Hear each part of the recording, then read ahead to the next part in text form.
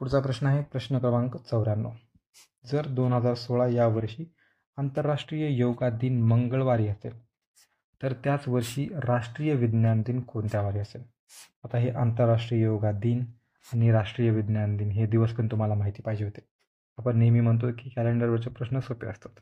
पुढच्या वेळेस आयोगाने काय केलेलं आहे, योगा दिन किंवा राष्ट्रीय विज्ञान दिन म्हणजे जे GKचं साधं नॉलेज आहे ते पण तुम्हाला आहे की नाही हे चेक करण्याचा प्रयत्न केलेला आहे.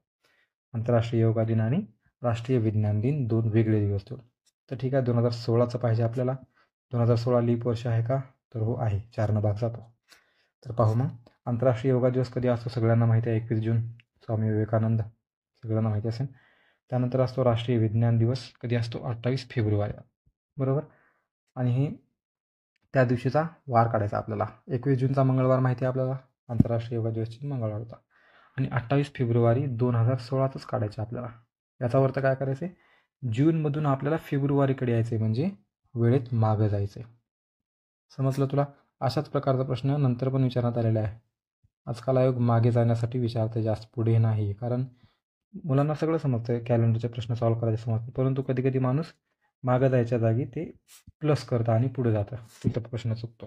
तसं नाही करायचं, ते वेळेत मागं जायचं. या मागेला आपण अंडरलाईन करून ठेवायचं, लक्षात ठेवायचं. 2016 हे लीप वर्ष आहे, हो आहे. आता लीप वर्ष इथं इन्व्हॉल्व्ह होणार का? हो होणार, कारण 28 फेब्रुवारी याच्यानंतर एक दिवस येतो 29 फेब्रुवारी लीप वर्षामध्ये असतो. तिथून मागे यायचं आहे आपल्याला, 21 जूनपासून मागे यायचं आहे. तर मग त्यामध्ये 29 फेब्रुवारी येणार का? तर हो, नक्कीच येणार, कारण ते लीप वर्ष आहे.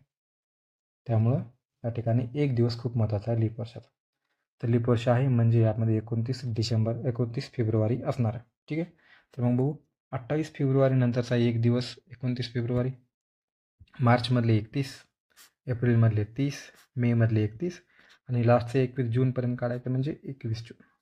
असे सगळ्यांचे ॲड केल्यानंतर आलेले 114, त्यांना जर भागिले 7 केलं तर आपल्याला ऑड दिवस भेटतात, म्हणजे 2 दिवस वरचे आहेत.